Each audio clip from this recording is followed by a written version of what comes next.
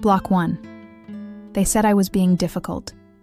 It started with a leak, not a rumor. A literal leak, hydraulic fluid pooling under one of the high-pressure injection machines in the north wing of the plant. I saw it during my shift, marked it off, filed a maintenance request, standard protocol. I worked at Rexlon Systems, an industrial parts manufacturer known for two things: rapid growth and relentless quotas. We made equipment for aerospace, defense, energy. Precision wasn't a luxury. It was life or death. I was a line supervisor, 5 years in. Clean record, no drama, until I filed that second report. The leak hadn't been fixed. It had worsened. Pressure was building. The gauges were off. The temp was rising, so I escalated it, flagged it directly to the safety compliance officer. She thanked me. Then nothing happened. A week later, a technician slipped. He broke his wrist. Minor, they said. But I knew. It wasn't an accident. It was negligence. So I sent an anonymous tip to OSHA. It was supposed to be protected, confidential. But 2 days later, I was called into HR. 3 people in the room. 1 folder on the table. They said I was being disruptive. Said I was creating a hostile environment. And just like that, I was terminated. No warning, no hearing, no write-up. Just a signature line and a security escort. But what they didn't know was that I hadn't sent just 1 report. I had everything. Screenshots, emails, camera footage, and a burner email account. They didn't fire a problem, they lit a fuse. Block 2, the file, they didn't erase. They walked me out with a smile, said they'd wish me the best, but they forgot one thing, the USB drive in my purse. It contained every report I'd filed, every ignored maintenance request, every internal email where supervisors used phrases like, "Just patch it till inspection passes. We'll deal with it if someone complains. If they don't know, it's not a problem." But the real bomb? Video from the floor cameras. I had befriended a tech from IT. He once helped me retrieve lost footage for a payroll dispute and taught me how to pull archived clips. I used that skill the day after the technician slipped. Got 3 angles. 1 showing the leak. 1 showing the wet floor without a warning sign. 1 showing a supervisor stepping over it and walking away. I didn't post it. I wasn't reckless. I was strategic. I compiled a dossier and sent it to 3 places. OSHA, again. This time with full evidence. A journalist who had covered industrial whistleblower stories. A labor attorney specializing in wrongful termination and corporate retaliation. Then I waited. 1 week, 2. Silence, until the email came. From the journalist. Subject line: "Are you ready to go on the record?" I said yes. Not because I wasn't scared, but because I knew. If I didn't speak, they'd keep doing it. And someone else might not walk away with just a broken wrist. Block 3. Going public, staying strong. The article dropped on a Tuesday. Front page of the Business and Labor Weekly online edition. Headline: Ex-Rexlon employee alleges safety violations, retaliatory firing. My name was there. Not hidden, not anonymous. Samantha Greer, former line supervisor, whistleblower. The article laid it out, step by step. The leak, the ignored reports, the injured technician, the termination. Then came the emails. Dozens. From former employees, contractors, even suppliers. All telling me they'd seen it too. Unsafe practices. Rushed deadlines. Falsified inspection records. One former engineer emailed, "I quit after they asked me to sign off on a coolant system I hadn't tested. You're brave. Keep going." But not everyone was supportive. I got calls from blocked numbers, emails from concerned friends. "You're making a mistake. You don't want to fight this company. They'll bury you." Then came the letter. Cease and desist. From Rexlon's legal department, claiming defamation, threatening a lawsuit. But my lawyer? He wasn't shaken. He responded with a thicker letter and a threat of his own. "We welcome discovery.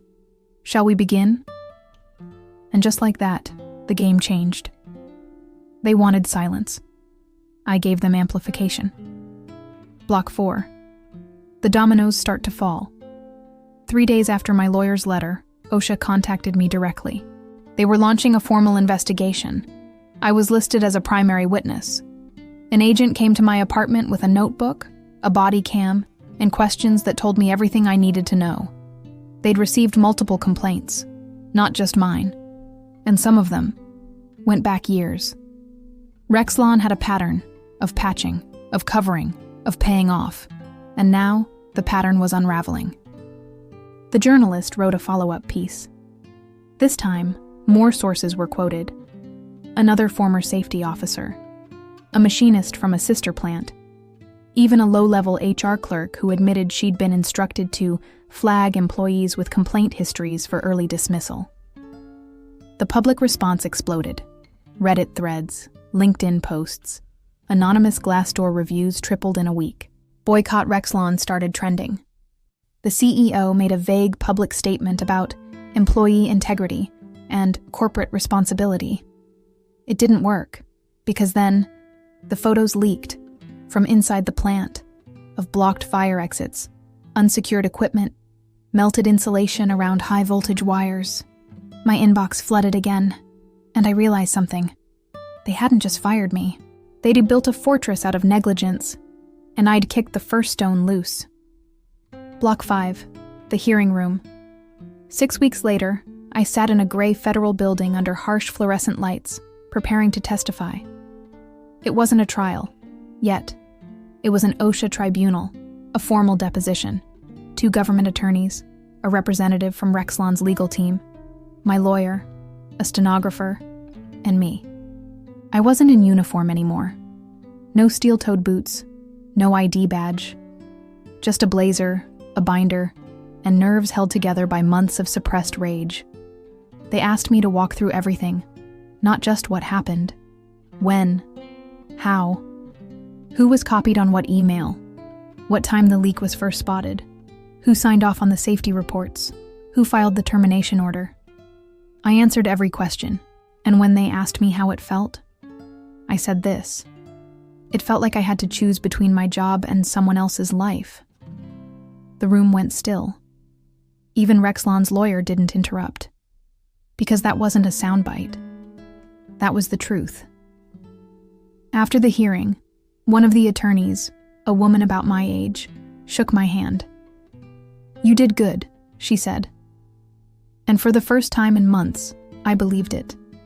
Because no matter what they did next, I had made it impossible for them to pretend it didn't happen. Block 6. Cracks in the foundation. The investigation widened. 2 more plants under Rexlon's umbrella were cited for violations. Old employees came out of NDAs, either because the terms expired or because whistleblower protections now gave them cover. Then came the audit. Internal documents were leaked, showing the company had been warned about systemic safety failures as far back as 4 years ago. Emails showed executives discussing cost-benefit analyses of ignoring upgrades. Fixing Line B would delay Q3 delivery. Delay equals fines. Injury payouts cheaper. That exact phrase made it to the national news, and it triggered something bigger. A federal review of all contracts between Rexlon and the Department of Defense. Because now, it wasn't just a labor issue. It was national security. They tried to settle with me privately, offered 6 months of pay, signed NDA, and a clause that would bar me from ever discussing the case again. I laughed, told them, "You didn't just fire me, you gave me a microphone." And I wasn't done speaking. I declined. My lawyer stood behind me. My voice stayed steady. And the best part? The technician who'd slipped, the one who broke his wrist. He reached out. He joined the case. And now there were 2 of us. Soon, there'd be more. Block 7. When the cameras came, the press wasn't just covering the case anymore. They were camped outside Rexlon headquarters, every local station, a few national ones. The company's stock dropped 14% in a week. Their PR team tried everything: rebranded safety slogans, charity donations, a new VP of compliance. But the footage kept surfacing. Photos of corroded valves, anonymous video from a break room where supervisors laughed about cutting corners. And then, a bombshell leaked. A former VP of operations had drafted a resignation letter 2 years ago, detailing grave concerns about internal safety protocols. He never submitted it, but he'd saved it in a company archive folder, and a temp contractor found it. Rexlon called it an unofficial draft not reflective of our current practices. But it was too late. The government issued a cease of all new defense contracts pending a full review. And at the same time, the Department of Labor filed a lawsuit for unsafe work conditions, for wrongful termination, and for retaliation against a federally protected whistleblower. Me. I walked into that courthouse not as an ex-employee, but as a named plaintiff in a federal case that could cost Rexlon everything. And this time, the cameras were there for me. Block 8, the courtroom and the cost. The trial began 7 months after my firing. Rexlon had a fleet of lawyers. We had evidence, witnesses, and time. Every day in court peeled back another layer of their operation. The jury heard audio of an internal meeting where a plant manager said, "If OSHA calls, you didn't see anything." The technician who'd slipped testified with a cast still on his arm. An HR assistant admitted she'd been told to flag my name the day after my first complaint, a clear sign of premeditated retaliation. But what hit hardest? The video. The one I'd pulled from the floor cameras. They showed it on a projector screen, grainy, but clear. The puddle, the caution sign missing, the supervisor walking past, the fall. The room was silent, not even a cough. Rexlon's legal team objected to almost everything, but it didn't matter. The truth had already spoken. In closing, my lawyer said, "This case isn't about a single leak. It's about a system that punished the person who tried to fix it." When the jury returned, they awarded damages, $2.7 million in compensation, $5 million in punitive. The technician got his payout too. But what mattered more? The verdict read aloud, in favor of the plaintiff. And in that moment, the company that fired me to stay quiet had to pay me to speak. Block 9, the aftermath and the echo. The judgment made headlines. It wasn't just about money. It was about accountability. Rexlon's CEO resigned 2 days later. The board released a statement promising a full internal restructure. The PR firm quit the account. Stockholders sued for breach of fiduciary duty. And I got job offers. Dozens. Consulting, speaking, writing. But I didn't say yes to any of them. Not right away. Because I needed to breathe. To remember that I wasn't just a symbol. I was a person who had once cried in her car after being fired. Who had once doubted if speaking up had ruined her life. Now, I walked into rooms and people stood. Not because I was a hero, but because I had survived. I started speaking at labor conferences, launched a podcast called Warning Signs, stories from whistleblowers across every industry, and in every episode I ended the same way. You're not too loud, you're not too proud, you're not too difficult. You're the warning they didn't want, and the voice someone else needs. The inbox overflowed, with voices I never knew needed mine. Block 10. The power of a single word. 1 year to the day after I was fired, I stood at the entrance of the plant. Not to protest, not to shout, just to see.